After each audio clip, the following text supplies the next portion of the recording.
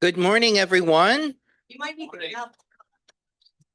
Oh, so I can smack someone on the head? No, I wouldn't do that. No. Good morning. I'd like to call this meeting to order. I want to wish everyone a happy belated Merry Christmas and a Happy New Year and hope it's a good year. I do believe first two people have an announcement to make. Can we hear from Mary? Well, thank you, Mary.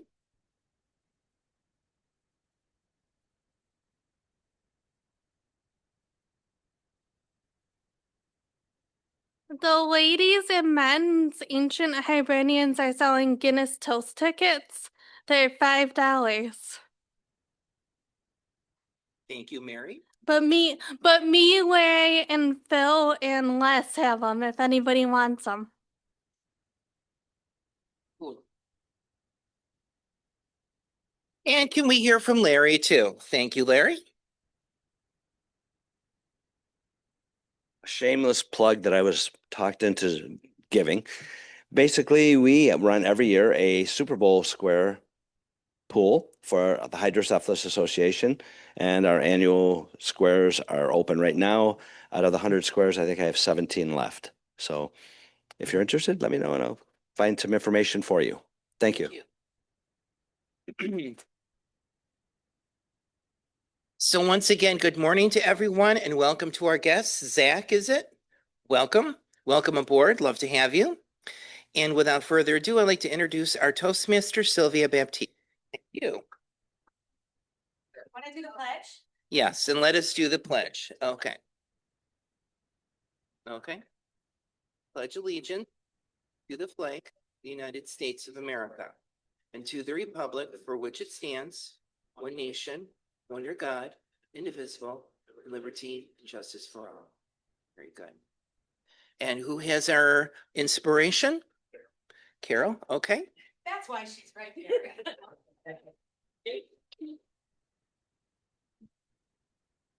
Good morning. Happy New Year to Toastmasters and guests. I've always found the lyrics to Glenn Campbell's song, Less of Me, inspirational, so I will read them to you. No, I won't sing them. Let me be a little kinder, let me be a little blinder to the faults of those about me. Let me praise a little more. Let me be, when I am weary, just a little bit more cheery. Think a little more of others and a little less of me. Let me be a little braver when temptation bids me waver. Let me strive a little harder to be all that I should be. Let me be a little meeker with the brother that is weaker. Let me think more of my neighbor and a little less of me. And I'd like to mention that this group follows those words of wisdom. I think we're a very caring, unselfish AM Lockport group. Thank you.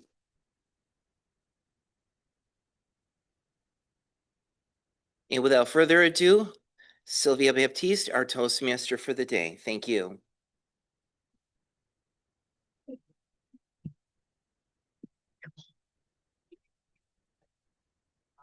In the space today. Sure. You can say it out loud. Hey, good morning. We have a guest today, as Joe mentioned. Zach's here. Welcome, Zach. Hopefully you'll return again. We think you will. Usually you walk in the door, you're not getting out without joining.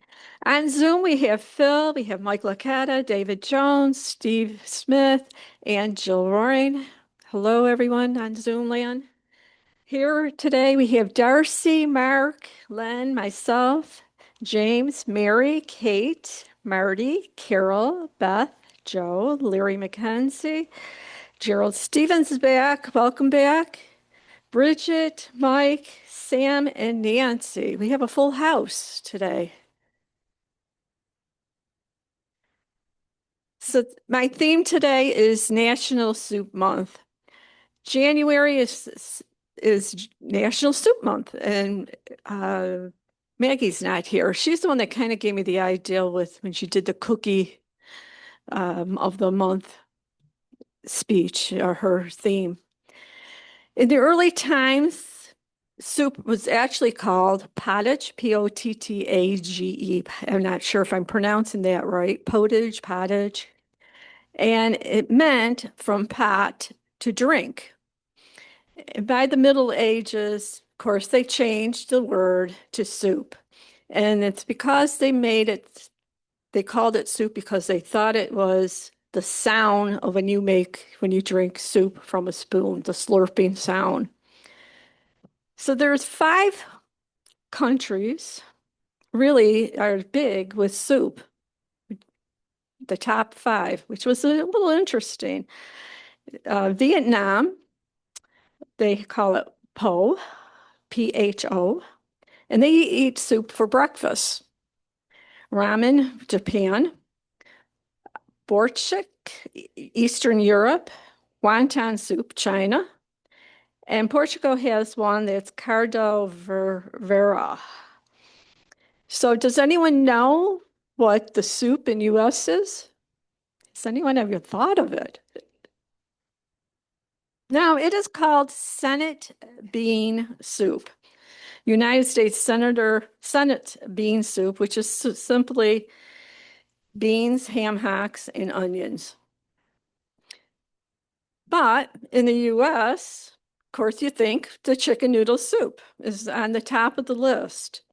And over the years, cream of broccoli has been taking over. It's starting to gain the ratings. I think it's because it's cooking, actually. People use it for cooking. So of course, according to Panera's, the tomato soup, French onion soup is good. And of course, depends where you live. You have the New England clam chowder, French onion minestrone, and the chicken noodle soup. But I think it's because of the love of the mix varieties that everybody likes soup. So why January? Of course, today's not going to be the good day for the soup, but earlier this month in December, cold weather, it was a comfort food. It has a lot of versatility. You can kind of change it up with soup and salad or sandwich and soup, or clean your refrigerator out and throw everything in a pot, the vegetables, and buy a piece of meat, and you got a meal for a couple days. So really, what is the day is Soup Day. And I think this has started with, to me, I was thinking about this, and it's February 4th. And they call it the Soup Day, even though they celebrate all January. And I think it has to do with the Super Bowl. Call me a little crazy, because you could call Super Bowl Soup Bowl. And for the organizations that like to do team building, they get their team, their employees together, and they do a soup luncheon or dinner. And it's just a comfort food. So the countries that are really consuming soup a lot is the Ukraine and the Netherlands. And as I mentioned earlier, and I think it has to do with their heritage of cooking with the soup. And then it goes to the US and Japan, Russia, UK, and France. National Soup Month, as I said, is in January. But Campbell's, they really started this craze with the national soup. In 1984, they embraced the warmth comfort foods during the cold weather, making it perfect time for soup parties, the cozy meals. And in that year, well, actually back in 1904, they introduced the Campbell Kids, as I have a picture here. I'm not sure you can see it on Zoom. That automatically took off. There was no, months of thinking about it. They started with the dolls productions. They started with cookbooks, plates, T-shirts. anything they could sell. They had the cute little kids and to sell their soup. Today I have two of the four mugs, two, I'm not sure you can see on Zoom. The summer, swimming the kids, the fall with the leaves, the winter, putting Christmas decorations up, it looks like, and spring, they're sitting on the post. And then also, the spoon is as old as I am, actually older. I got the spoon when I was born. My mother's friend bought it for me, the camel soup spoon. Yes, I still have that. It's a great sugar spoon. So, like I said, this really took off. Grace Doughton in 1904, she was an illustrator. She started the kids. And interesting enough, the kids, they don't have names. I thought, oh, Patty, Joey, whatever. They're called the Camel Soup Kids. Plain and simple. They're supposed to be siblings enjoying a hot cup of soup any time of the year, as I just showed you with those bowls. You probably saw them with the Western hats and boots and the baseball, as I have on my little agenda, the baseball player. They're celebrating all times of the year, telling you soup is good all time of the year. And so then Campbell's came out in 1930 with the slogans, good, which is you hear now, not then. It took a break a little bit. Then they came up with soup is good food. Never underestimate the power of soup, and that was in the 1990s. In 2010, it's amazing what soup can do. And 2015 made a real life. But they keep going back to good. Everybody knows that. So I'm going to start with our roll holders. I hope everybody has a ballot today thing to vote. Great. And I'm going to start with the word of the day, Mike Florio.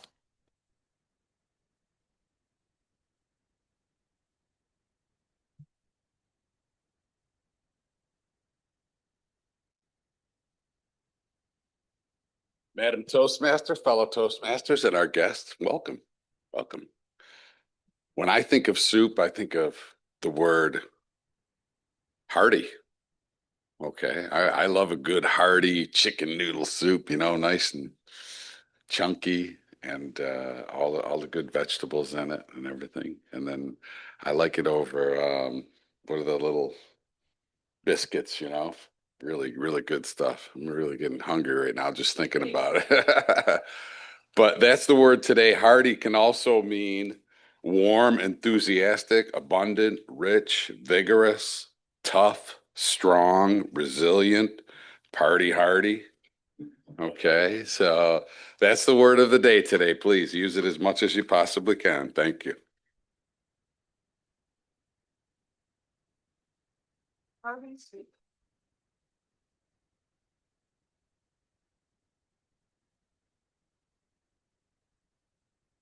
The next roll holder is my general evaluator, Marty.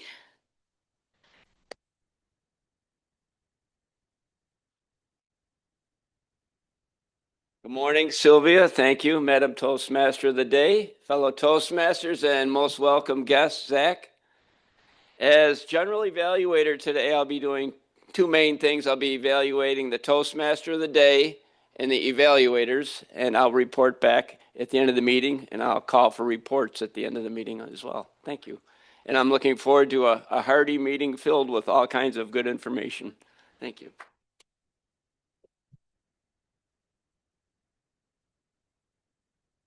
On Zoom, is Marshall on yet? Okay, we'll come back to him. We'll give him a minute or two more. Our quote master today is Mike Licata. He's on Zoom. Mike? Good morning, fellow Toastmaster, Madam Toastmaster, fellow Toastmasters, and our guests this morning. I'll start with three simple quotes. Soup is a reminder that good things take time and patience. That's from Unknown. Soup is a lot like a family. Each ingredient enhances the others. Each batch has its own characteristics, and it needs time to simmer to reach full flavor. And that's from Marge Kennedy. And my last quote this morning: good soup is one of the prime ingredients of good living. And that's from Louis de Goy. Back to you, Madam Toastmaster. Thank you. Our just today was going to be Dave, but I don't see him here. And Gerald Stevens said he would come up with one.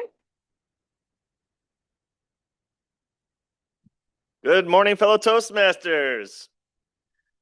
I came prepared with a jest. People didn't know I was coming, but I said, well, hey, as a good Toastmaster, I'm going to come prepared. So that's what I did. I have some corny jests for you, but before that, soup. My favorite soup is pasta vajol.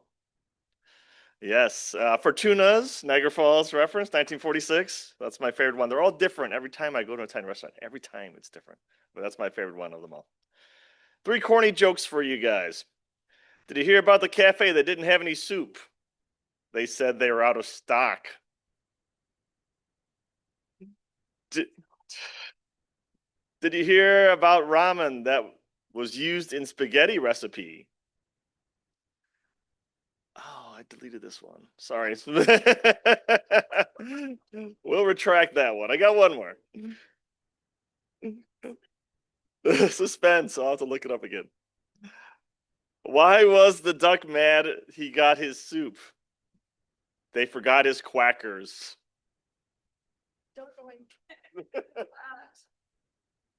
I can also do Master, yes.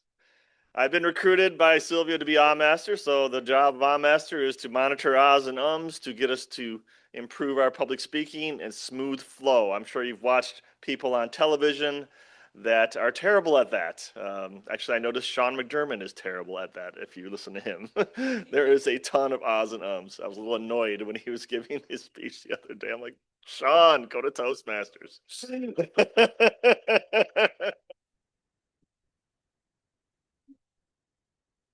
That's a way of getting somebody to, when you don't let them leave the podium and say, hey, I need you as a master. Grammarian Nancy volunteered this morning. Nancy?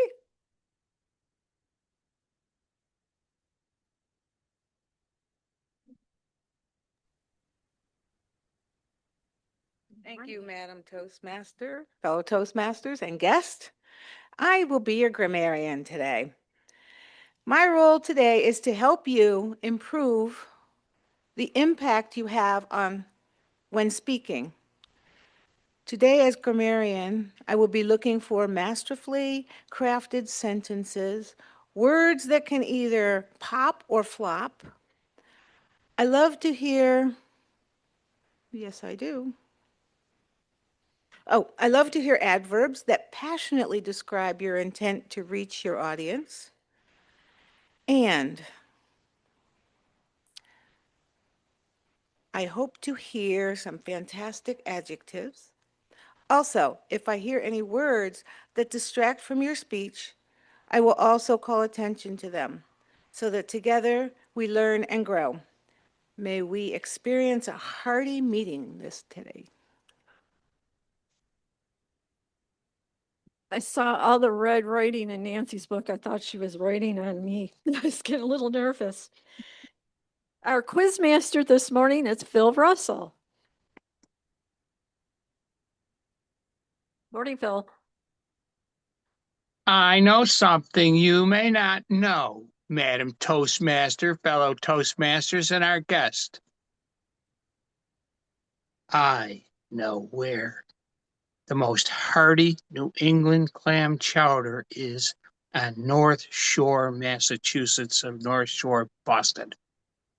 It is a great little clam shop, just like the Dickens. Oh boy, the heartiest New England clam chowder you'll ever get in your entire life. You'll only have to be able to ask me, and I might be able to tell you where it is. I usually get there by remembering where it is. And that's what I'm going to be doing for you, trying to test your memory. I will take down 100 questions to ask you at the end of the meeting. Well, maybe not, maybe 4 or 5. So listen closely to the meeting. Madam Toastmaster.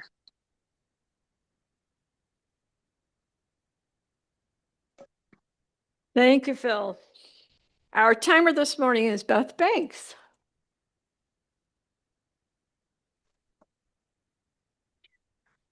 I have to admit to telling Kate the other day that I'm not very good at timing. And she said, "Oh, I was the one who gave you the job."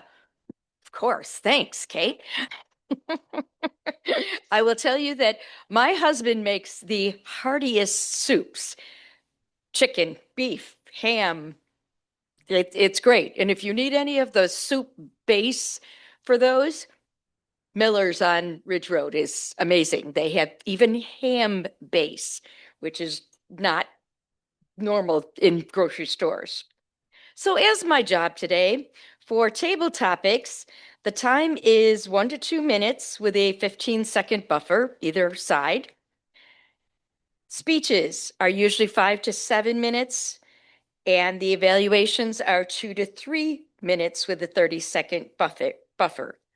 I will hold up the card and they will wonderfully, our Zoom masters over there will put the colors on. Green, yellow, and red means whatever job you're doing, cut it off. Okay? Thank you.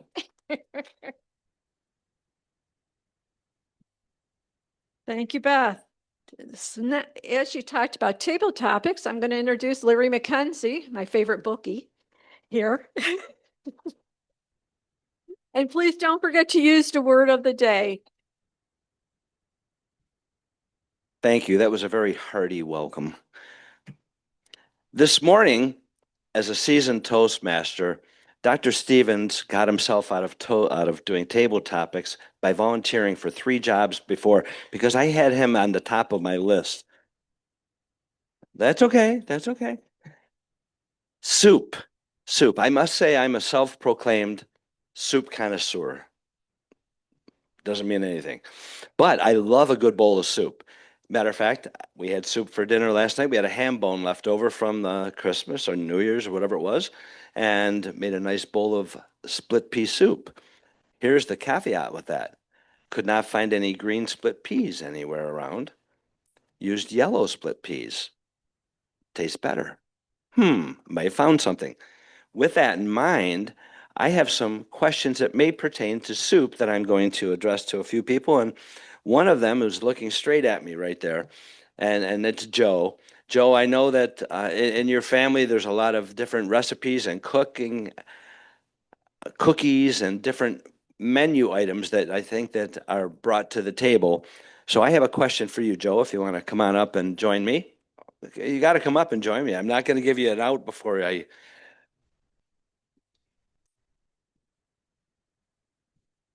All right. Joe, here's your question. Remember to use the word hearty. The question for you is this. If you were a can of soup, imagine that. Yeah, I can imagine. What kind of soup would you be and why? Joe. Thank you. Well, I love a good hearty can of soup. I guess I would have to be cheddar broccoli because I love cheddar broccoli. So if I had to pick a can of soup for no other reason other than that, probably cheddar broccoli. I always did enjoy it. And whenever I had lunch, I always would open up a can of soup or a can of Chef Boyardee because I had this aversion to sandwiches. I used to throw the sandwiches away in the school cafeteria. Yes, the lunch ladies were ready to slit my throat because that was a capital offense, is wasting food. They were ogres to begin with. But yes, I've always liked a good hearty bowl of soup, and I guess I would simply choose cheddar broccoli because that is my favorite. But my parents, I think it was my father, would make this tomato soup. It was his special recipe. Well, I'm sorry, tomato soup is supposed to be really thick and red and rich. He would make it in a bowl with, it looked like a bowl of milk with chunks of tomato floating around with it. And without trying to gross people out, it looked like one of our dogs had a bellyache. is what it looked like, and I refused to eat it. I said, what in God's name is this slop you're feeding me? Well, that's the way tomato soup is supposed to be made. Oh, really? Well, that's not the way I've always seen it made, not like this. And I know that wasn't a very nice thing to say after he went through the time and trouble to make that soup, but it's like, well, it's just more for your mom, for mom and dad to enjoy. I think I'll just open a can of chicken noodle. So I would say cheddar broccoli because I like cheddar broccoli and I usually get that at top. So thank you, Mr. Toastmaster. Thank you. Our next soup connoisseur will be Sam. Sam, I have a question for you, and I know that you're in the health field, so the question pertains a little bit to that. You've been asked to invent a brand new soup that cures all illnesses. What do you call it, and what will be your secret ingredient? Sam, we're making you work for this one. You're inventing your own soup to cure all illnesses. What's your secret ingredient? What do you call it? Thank you. Table Topics Master. I don't think this soup is beneficial for health per se, but I think it's good for the soul. I've made a cheeseburger soup a few times, which is it's hearty and it's always completely gone. There's never enough of it. The secret ingredient in that, probably the best ingredient I would say, is that enormous brick of Velveeta cheese that you see at the store. That goes in it, some heavy cream, some cheeseburger or hamburger seasoning, the beef, all of it. You top it with some fresh shredded lettuce and diced tomatoes, and it's great. And I think that it would heal some illnesses or just be good for the soul.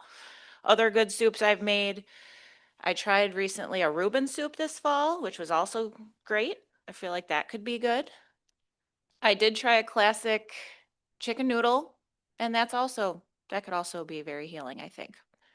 And over the last couple years, I've really enjoyed trying making different soups. So, thank you. Thank you. Who else can I put on the spot this morning? Let's see. Jim. You looked like he was having a drink there and he said, you know what? I'm ready. Jim, I've got the question I've been saving for you. So you're going to have to imagine that you are an alien visiting Earth for the very first time. Upon your arrival, they serve you a meal and it's soup, chicken noodle soup. After you've finished your meal, they zapped you back up to your alien planet. How do you report about what happened to you on Earth? Oh boy, this is great. Thank you, Mr. Table Topics Master, fellow Toastmasters, and guests. Oh, chicken noodle soup. As a kid, I always loved chicken noodle soup, but and when they zapped me down to earth, and so I said, well, I always heard stories about it. This Campbell's chicken noodle soup, and I heard that it was like the best for children as they're growing up and what have you. So I tried it, and it was good. It was hearty. It was a lot of chicken, and also the noodles were also very hearty, and so it was. I really enjoyed it. But I'm reporting back to my alien friends over on Mars, and I report back to Marvin the Martian. He says, "Oh, Earth people make me so angry."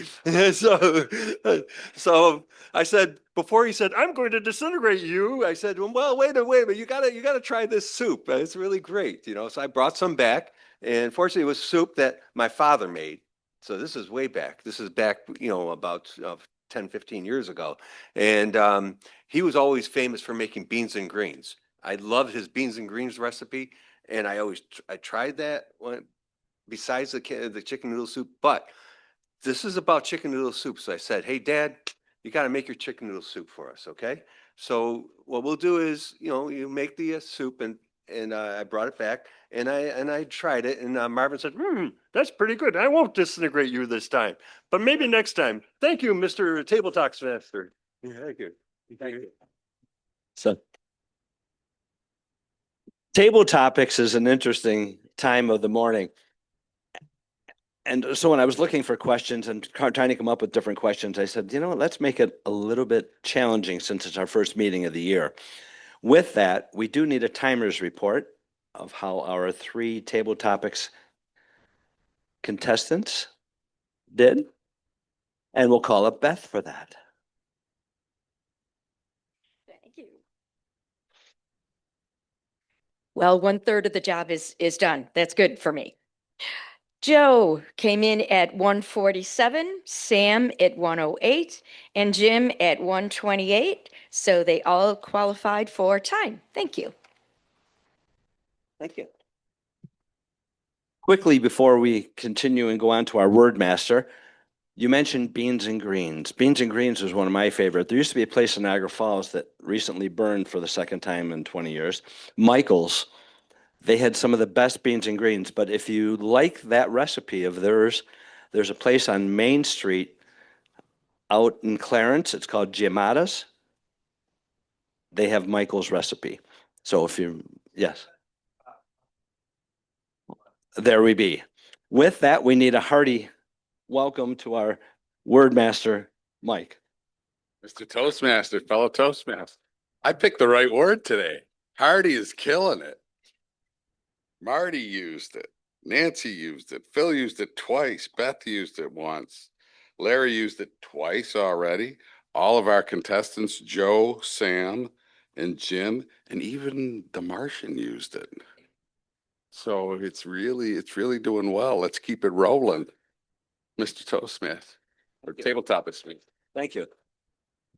With that, we can vote for all 3 of our contestants. So it would be Joe, Sam, or Jim.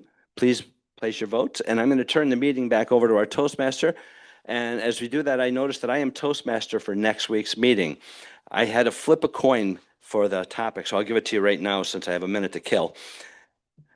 Next Thursday is National Hat Day, and I'm a hat connoisseur also. There's another, but we're not going to go with my passion. It's also National Bagel Day. So we're going to keep with the food theme, and the topic will be bagels. Madam Toastmaster. So as Larry said, cast your votes, please. Darcy's running around and getting the votes. I'm going to also talk about a little bit of how you could celebrate with family and friends. I did mention the team building thing at work with soup day, the Super Bowl. You could do a soup swap. You could swap recipes, ingredients. You could swap chicken soup base with something else. And also a lot of people like myself who works during the day and you want to come home at 5 o'clock to a hot meal, you use that slow cooker and you could throw everything in early in the morning and walk out and it's done by the time you get home. It's great. So now it's our speaking portion. I'm going to give Darcy a little more time. She's tallying up things there. There's a couple cute sayings with soup. Sipping on soup makes you feel good. A personal bowl of happiness. Let's spoon together and share some soup love. Having a super day with a delicious bowl of soup.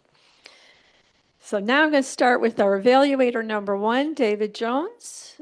And I am asking all the evaluators, please introduce your speaker all the way through. I think you have done that, David, in the past. It makes the meeting just run a lot smoother. David Jones, evaluator number 1.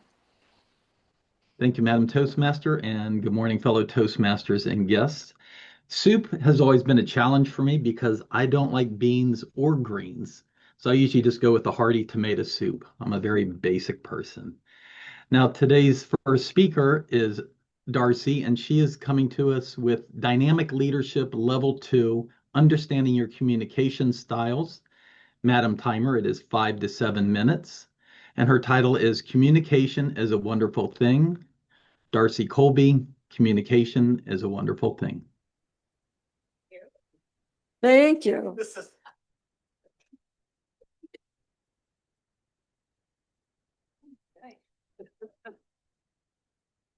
Thank you, Madam Toastmaster. And thank you, Madam or Mr. Evaluator. Communication is a wonderful thing. Communication is a wonderful thing. We all know the percentages that are associated with communication. 93% of a message is actually conveyed non-verbally. 55% is what you look like, and 38% is what you sound like when you give a message. Only 7% of communication is actually the words spoken. If you believe that. I don't know. I'm kind of skeptical of that. I guess it depends on the message. In my research, some people think it's between 60 and 90%, which is quite a large range that is nonverbal. Even Albert Morabian himself, who came up with this back in 1968, said that he was misquoted and misrepresented. So maybe we need some more research on that. No doubt, what we look like and what we sound like is very important in communication. Communication is a wonderful thing. So if I smile, a genuine smile, and you got to have the crinkly eyes to make it a genuine smile, and I say in a very soft, loving tone, I think you are a piece of cow manure. How long does it take for the words to sink in? Okay, I think a study should be done on that also. Communication is a two-way process for reaching mutual understanding through verbal, nonverbal, and written messages. Communication style, which is what this speech is about today, is the way we interact with one another, with our messages that we send intentionally or unintentionally with our behaviors. There's 4 objectives to this speech, and David Jones has the job of making sure I meet all those objectives. The first objective is to identify all the different kinds of styles of speech, of communication. And probably most people in this room have done this module, and you know what they are. They're on the poster over there: alphabetically, analytical, direct, initiating, supportive. I also have to identify my preferred style of communication. And there were 2 that tied for first place, almost tied for first place: direct and analytical. There's no best overall style. They're all good. They all have merit. It's just some people prefer to use some over others. And in fact, we all display behaviors from all those styles of communication at some point or other. I have learned to use a lot of my non-preferred styles, especially in my work. I have learned that being too honest and too direct can backfire. Communication is a wonderful thing. Many of those traits on that poster that I prefer to use have served me very well in my life in getting things accomplished.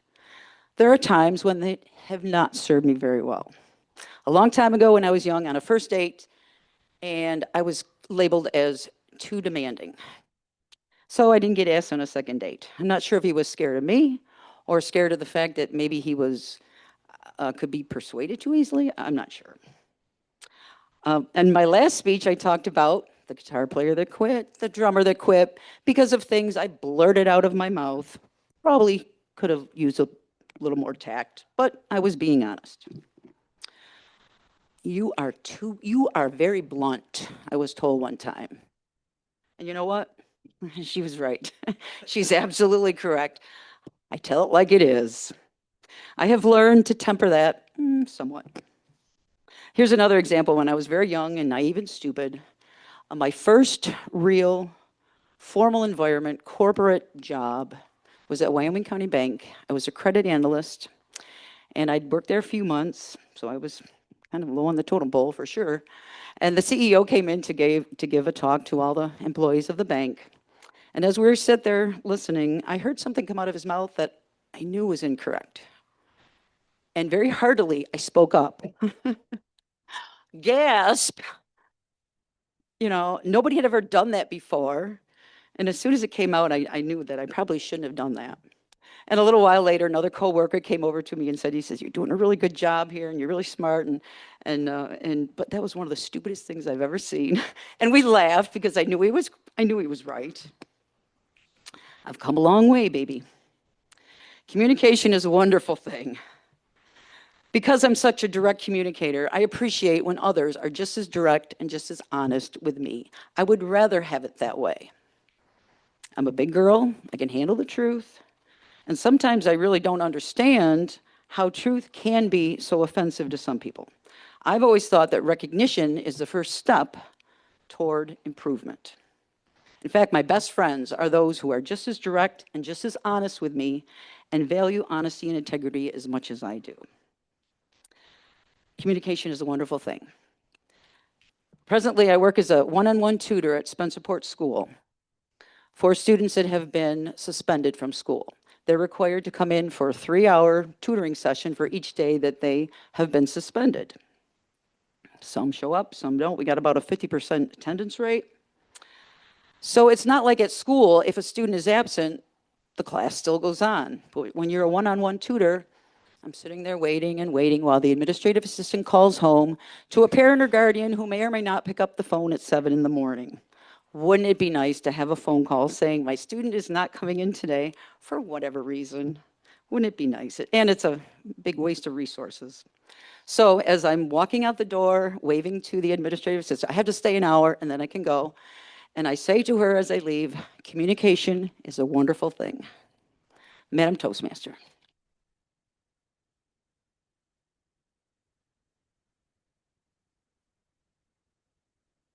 Thank you, Darcy. Our second evaluator is going to be evaluating Bridget. Mary Kavanaugh is coming up right now. Here. I hope Bridget delivers a nice, hearty speech. Her timer is 5 to 7 minutes. Her speech title is New Year's Intentions. Bridget Newland.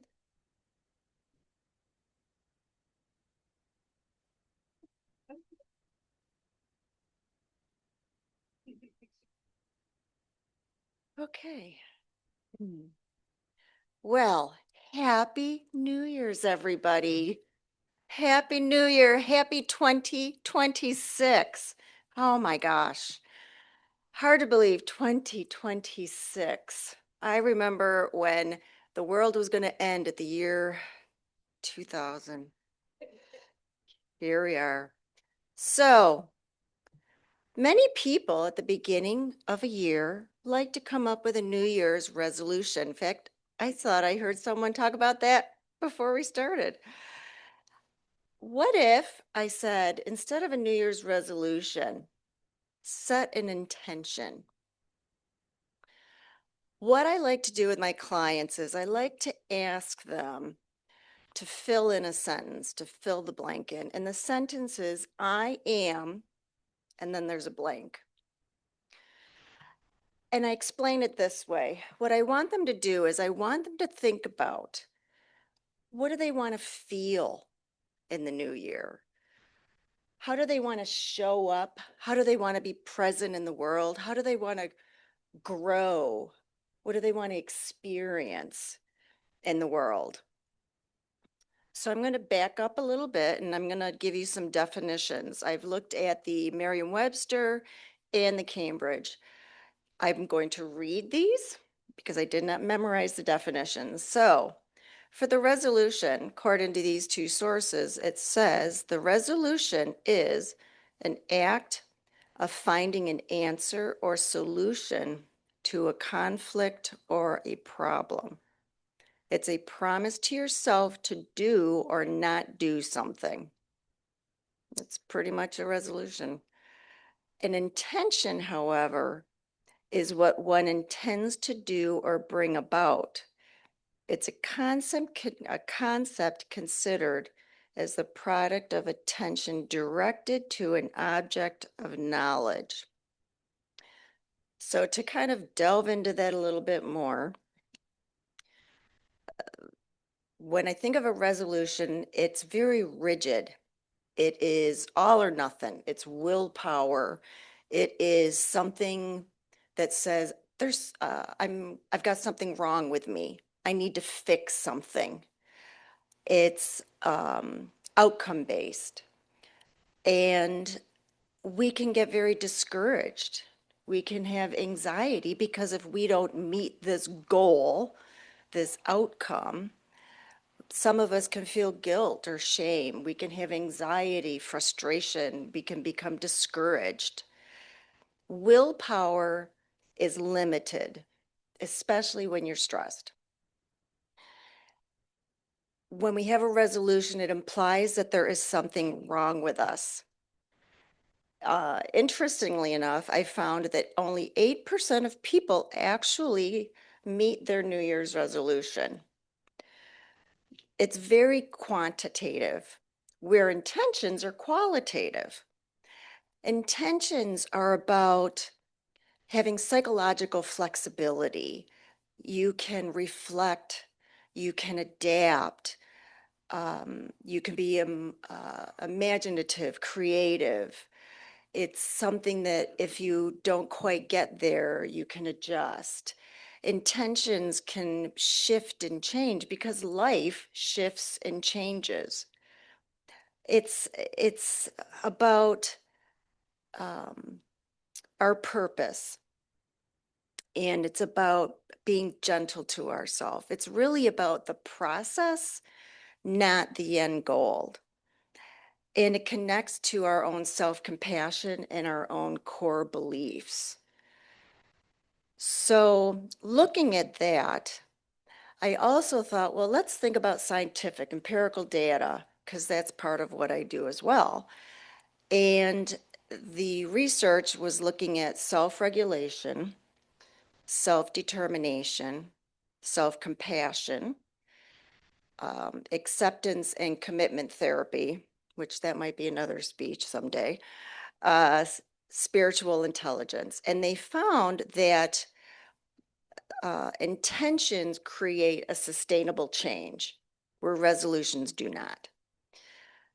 So when I compare these things, intentions are value-guided actions and resolutions are just symptom control. We can respond to intentions with kindness, but with resolutions, it's more judgmental.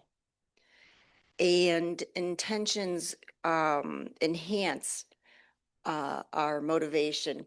They enhance our autonomy, our feelings of worthiness. Intentions are creating a more resilient person in us. So I've explained a little bit about intentions. I've explained about resolutions. And now that you know the differences and some of the benefits, I also give my clients examples, such as I am creative, I am loved, I am balanced, I am grounded, I am healthy. So I will ask you to think about this sentence, I am. How would you fill in that blank? If anyone wants to tell me what your answer is, I'd be interested to hear. Thank you very much. Thank you, Madam Toastmaster. Our third evaluator this morning is Kate Orr, and she is going to introduce Les Robinson. Kate? Thank you so much, Sylvia.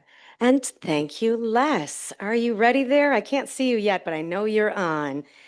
Les is our excellent Les, distinguished Toastmaster. He's starting again back at the beginning, level 1. And this is an interesting project I hadn't seen yet because Toastmasters Pathways continues to revise and adapt and update and bring us new projects. This was an option. Engaging humor is the path he has chosen this time.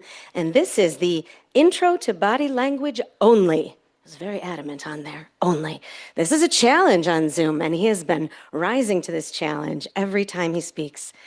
and I am intrigued by his title. This is Madam Timer, traditional 5 to 7 minutes. The Enemy We Mistake for a Friend. Les Robinson, The Enemy We Mistake for a Friend. Thank you, Kate. This, everyone thinks is their friend, toilet paper. We look at it, we love it, we think it's a very important part of our life. Toilet paper. But actually, it is the enemy in disguise. This can be one of the most horrific events in your life if you do not have toilet paper. Now, when you're young, did you know that there was a toilet paper fairy that lives in most houses? There's the tooth fairy and the toilet paper fairy. And you never really run out of toilet paper in your house. And also, when you're young and you're told when you go into the bathroom, always to make sure that there's toilet paper. And you're always, as a guy, wondering why, but you always checked and said there's toilet paper in the stall. But okay, you didn't know that when you were young. But as you get older, these important values, this friend, the toilet paper, can become an enemy. And a lot of people are saying, why can it be an enemy? Well, when we went to Boy Scouts, we took 2 to 3 rolls of toilet paper for 2 to 3 days, and you used toilet paper for everything. You thought this was your best friend. You could do almost anything camping with toilet paper. And then, as you get older, you move out, you have an apartment, and one day you realize that there is no toilet paper fairy, and you are out of toilet paper. And you're like, what do I do? I'm out of toilet paper. Well, you solve that problem, and then you realize that this does not magically appear at your house, your apartment. And now you understand why your parents had a good supply of toilet paper at the house. There was always 2 to 3 rolls in the bathroom. There was a nice supply.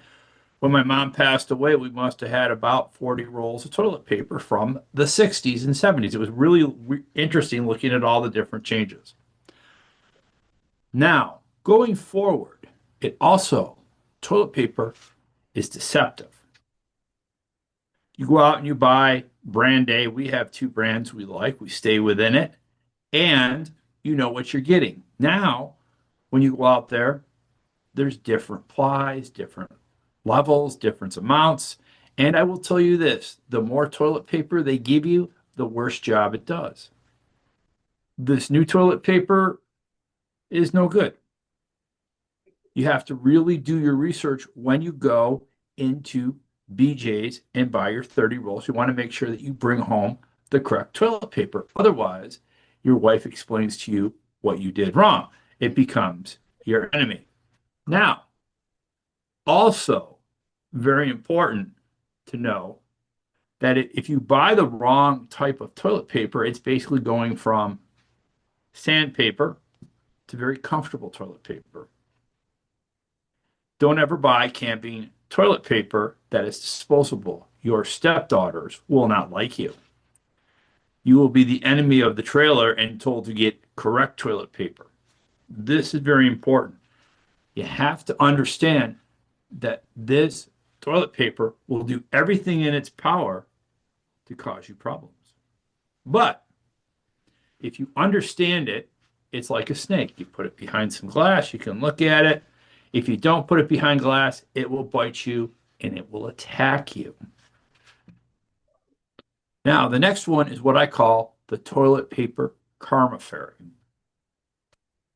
And very simple. Many, many years ago, someone said, always make sure we were someplace. He goes, oh, I just told them they're low on toilet paper. I'm like, why would you do that? I didn't think about it. He goes, think about it. If you ever walked into a place and, always check and they run out. So then I realized that there was the toilet paper karma fairy. Good karma, bad karma. And what you want to do is when you leave the bathroom and you see that there's no toilet paper or there's very low, you go tell the clerk that they're low toilet paper, because what you're doing is building your good karma. Because the last thing you want to do is go someplace there is no toilet paper.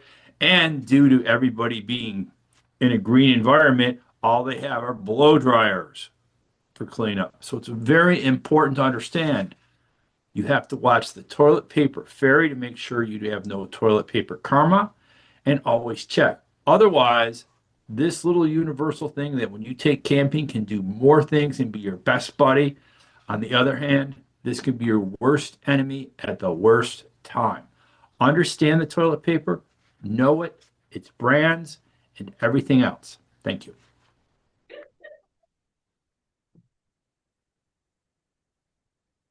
Thank you, Les. Toilet paper. Ever since COVID, everybody's stocked up. They're never going to be without toilet paper again. Our timer, Beth, could you tell us how our speakers did this morning?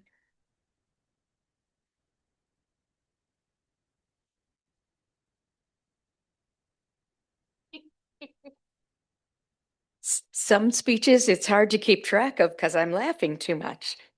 All of our contestants for speeches qualified. Darcy at 6:22, Bridget at 6:14, and Lester at 5:13. Thank you. So I'm going to go back to our evaluators. Evaluator number 1 is David, and he is evaluating Darcy. David, are you ready? Yes, I am. Great. All right. Thank you, Madam our Toastmaster. Darcy, I want to start with the basics. You started with good hand gestures, vocal variety, and you have great voice projection. I don't think you even need the microphone. Your title was Communication is a Wonderful Thing, and I liked how you incorporated it in your speech. You started with that title, you ended it with the title, and you also sprinkled it throughout the speech, so there was no misunderstanding of what you were talking about. You did give some statistics at the beginning of the speech as a point of reference as to how our communication styles are. I thought that was a good input. And then you named all the different types of communication styles and indicated that yours was direct and analytical. Now, our limited time at breakfast when I was there makes me agree with that. I think you are very direct, so I appreciate that. Now, room for improvement. At the beginning, as I mentioned, the statistics, I was wondering where those statistics came from. So you might want to consider giving a reference as to where you found those, whether it was Wikipedia or Google. You did mention somebody's name towards the end of the statistics that I think contradicted those, but the original statistics, I would have just liked to have heard where that data came from. And whenever we hear a speech, we always want to know why are we listening to the speech or the call to action. And I didn't hear one towards the end of your speech. So I would just say maybe challenge us to find out our own communication styles by doing the same pathway level you did. So it would enhance our communication styles. And I found it refreshing that you were vulnerable. Your directness has backfired at time again, and you just shared that with us. And I think it's great to just acknowledge that our communication styles sometimes don't work. And you also did a little storytelling in there. You were talking about how it worked, something bad happened, and it was just a little mini story within your story, and I thought that was really nice. And in closing, just keep telling it like it is, because that seems to be your communication style. Back to you, Madam Toastmaster. Thank you, David. Barry is going to come right back up to evaluate Bridget. I do have to say I'm one of the 92% of resolutions that do not get completed. I aim really high. I always wanted that 90. So here's Mary.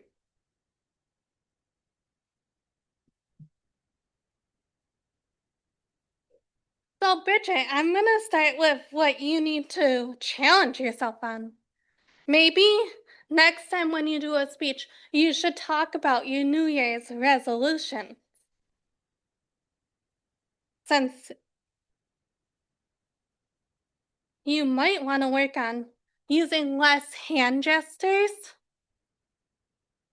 and a little bit better eye contact. You excelled on your vocabulary, the difference between resolution and intention.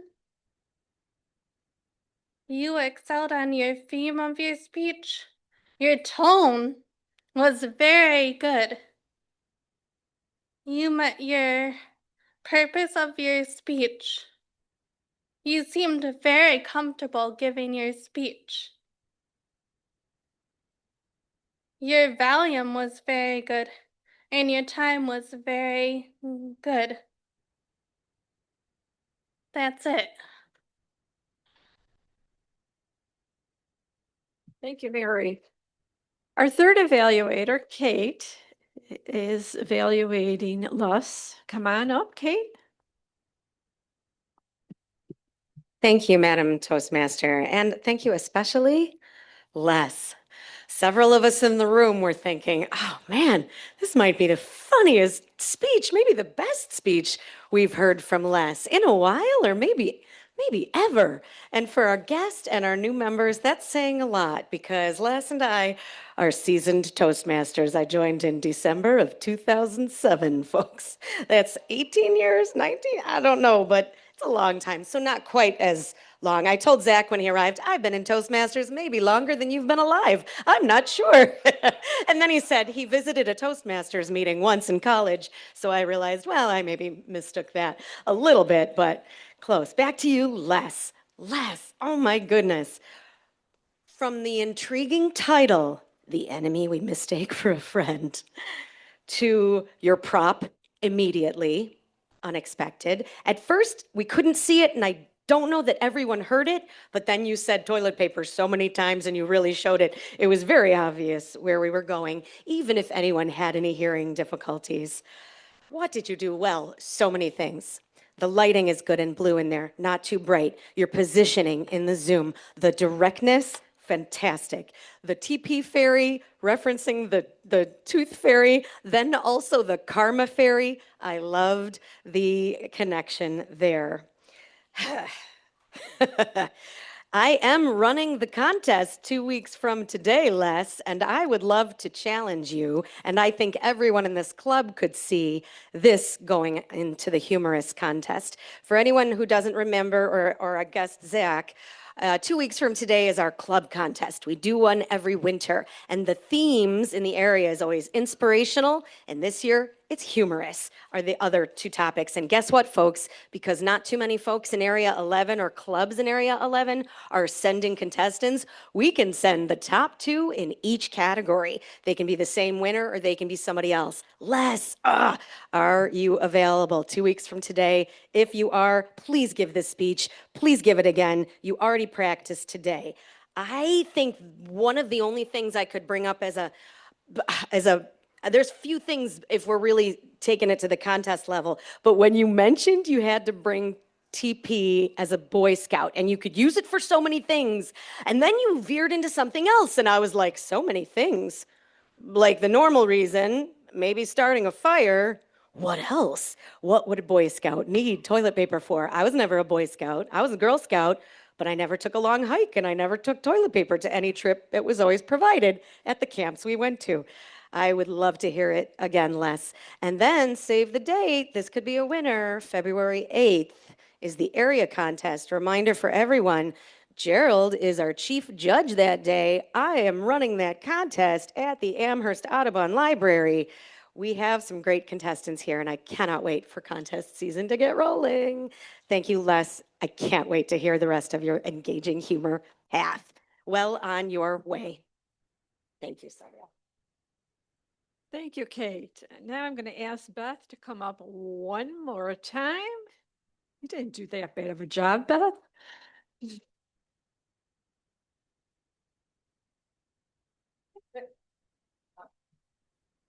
Kate, you're killing me. You started veering off on not the evaluation, and I was like, am I supposed to stop timing? What am I supposed to do? Okay, but you didn't go over, so that was good. David Jones qualifies at 221. Unfortunately, Mary, you were a little short at 105, and Kate at 311. So we have David and Kate. Thank you very much. Thank you. Please cast your vote for David or Kate, our evaluators for this morning. And now I'm going to ask my general evaluator, Marty, to come on up. He is going to evaluate and also do the roll calls. Thank you, Madam Toastmaster Sylvia. I'll start off with the evaluation of the Toastmaster of the day. Sylvia, wonderful job. Started the meeting on time. The roles were filled, and she sent reminders out to everyone early, which is key. And housekeeping this morning, you did a little dusting, and you were able to scratch the surface with Gerald, who filled in as jester and master. And I know that Dave Licata could not make the meeting. I don't know if he contacted you or not, but he told me that he was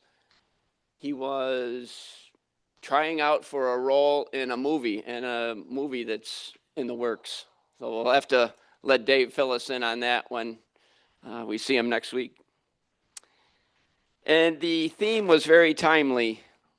You talked about the Campbell's and the chunky soup and all that mouth-watering soups, and it brought back some good memories.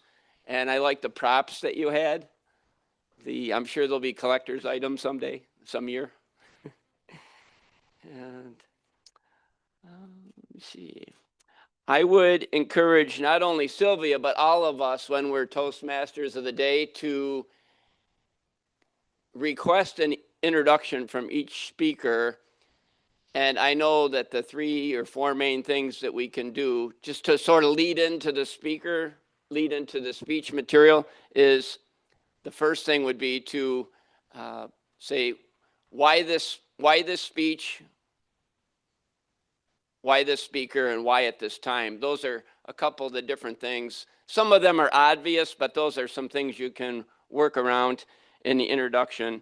It's not mandatory, but I always thought that it was a nice way to weave into or lead into the speaker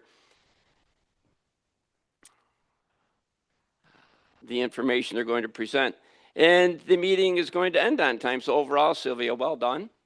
Moving into the evaluation portion of the meeting, all 3 evaluators used the sandwich approach. And I know that, Mary Elizabeth, you had a little twist on your evaluation. You started with the things to work on first, which is okay, but preferably we try to use the sandwich approach, but you did weave in some positive things and some room for improvement. So that's just a different twist, and that's fine. I would like to remind all the evaluators to continue giving that feedback that you gave today, the good feedback, things for the speaker to work on, and also to remind the evaluators to state what the speaker's purpose is. On the evaluation forms, it says the purpose of the speech is, and it doesn't hurt to read that versus going right into the introducing the speaker. Joe is going to talk about toilet paper today or different things like that. And maybe not the greatest example, but the point is to state what the purpose of the speech is for the evaluator to do that. And then it just not only helps lead into the speech that the Toastmaster of the day will talk about, but it just reinforces in our mind what the purpose of the speech is. So as a member or someone in the audience, you get that warmed up in your head. That's why I always process it that way myself. But overall, I feel the evaluators did a wonderful job in providing some good feedback and constructive feedback to all our speakers. And I'll move into the roll holders today. The first roll holder I would like to call on is Gerald Stevens. Welcome, Gerald. Tell us about our uses of ahs and ums and ers, and pregnant pauses. Gerald, welcome back. Nice to see you, Gerald. Good to see you. Thank you, Marty, our general evaluator. As some of you know, but some newer Toastmasters might not know, part of improving in Toastmasters is using your listening skills. And today, my listening skills were actually on. most of the time I'm a little groggy and I don't hear much. But today I did. Samantha just had one long and at the end. So pretty good for a newer Toastmaster. Jim, you had 3, but you had a wide variety. So you had a a what have you, and a but ah. Sylvia just had 1. So now, that's not bad for a Toastmaster. Well done. Darcy, you had 5. Bridget also had 5, but she had a wide variety as well. You started off with 2. Well, okay. So, but 5, we just cut it off after 5 is what we do typically. David Jones, a seasoned Toastmaster, also had 5. So everybody, and I have 1 right there. And Marty had 2. So overall, well done for everybody else who spoke. 0 for the rest of you. Mr. General Evaluator. Thank you, Gerald. Next is our grammarian, Nancy Ferry. Tell us about her use of grammar today. Nancy.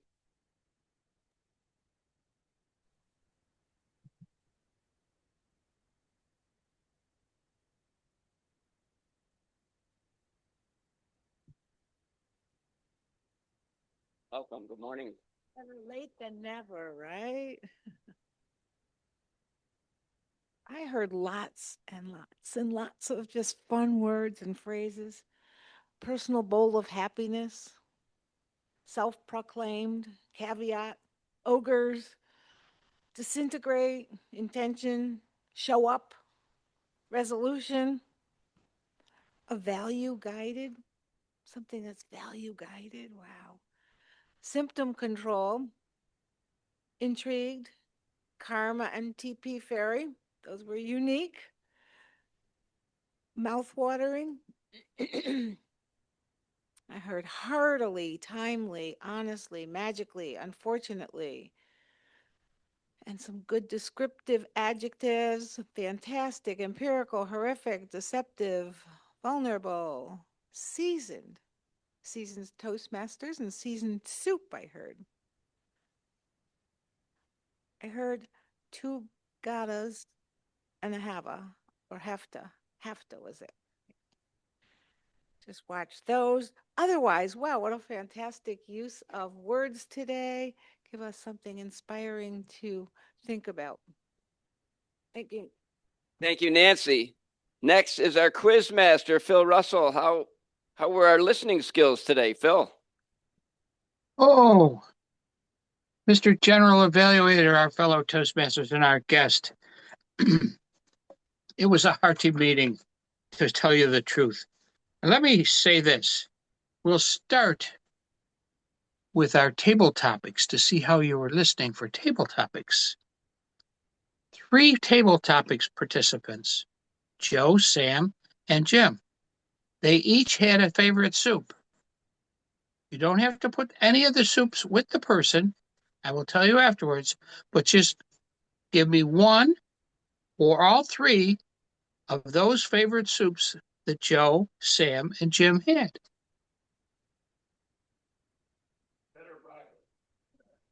All right. Joe was cheddar broccoli. Sam, her secret ingredient was Velveeta cheese. Jim was chicken noodle. Now, Darcy gave a speech. What are her 2 favorite styles?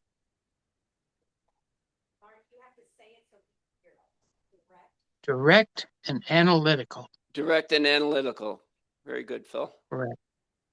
Now, Bridget starts off one of her sessions with a question. What is that question? What is the question that Bridget started off with? I am. Unless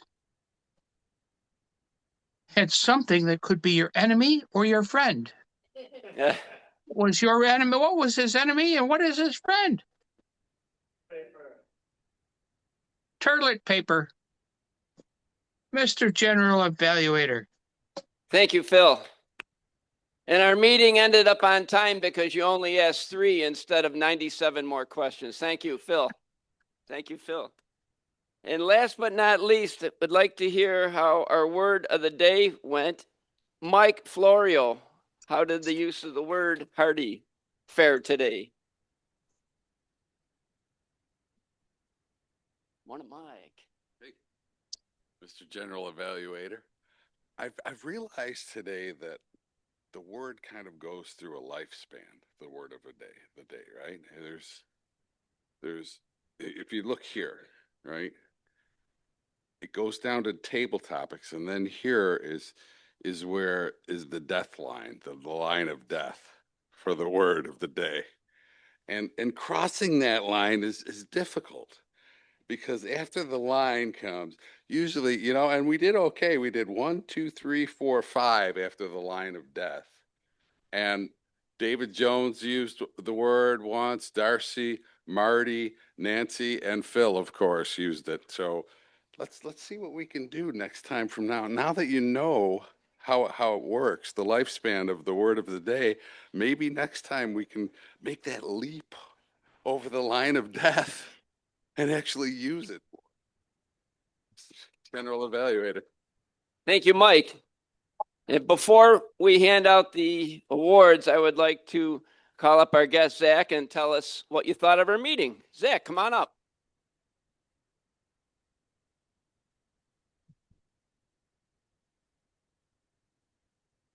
Thank you, Marty. There you go. Thanks for having me, everybody. Putting me on the spot right on day one, huh? Wow, I'm sweating a little bit. No, this was a pleasure, honestly. It was very entertaining. It was informative, very inspiring, and I can't stand up here and not say hearty, right? So, yeah, thanks again, everybody, for having me. Thank you, and you're welcome back. We meet here every Thursday at 7 o'clock, so hope to see you next week.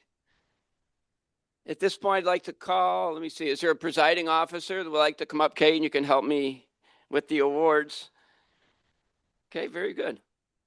And for table topics this morning, Jim Secca. Jim.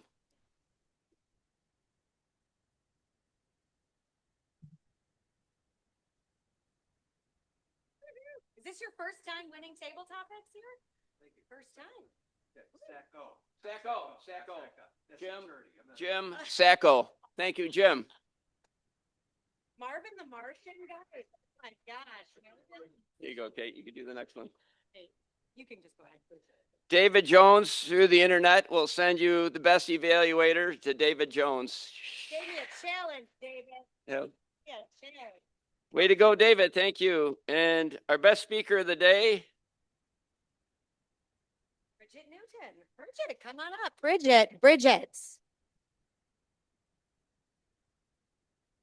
was a tough one. Congratulations. Way to go. All right.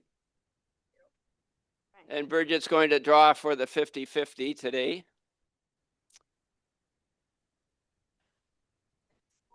3126. Any winners? 3126. Is that it? It wasn't even a setup. Come on. That was meant to be. You win the split club, so. Way to go, Zach. And I am going to turn the meeting over to Kate to close the meeting. If there's any final notes and final thoughts, thank you, Kate. I'll stay up here with you if you like. Perfect. Thank you, Marty. Joe did call me last night. He was our presiding officer to open the meeting as our current president. He called because he had a work meeting. He had to leave early. So that was very nice that he arranged in advance that I would close out the meeting. So I saved my announcements for the end. Sylvia, did you want to come back up to wrap up anything, or you're done? You did what a wonderful job today. That was fantastic. And I love this theme of foods we're going with, cookies in December. Now we have our soup day, and I think between the hearty laughs and the hearty soup recipes, my goodness, this was a great way to start our day. And next week, bagels with Larry. As your Vice President of Education, that's what my announcements are about. I did mention during my evaluation of Les our contests coming up.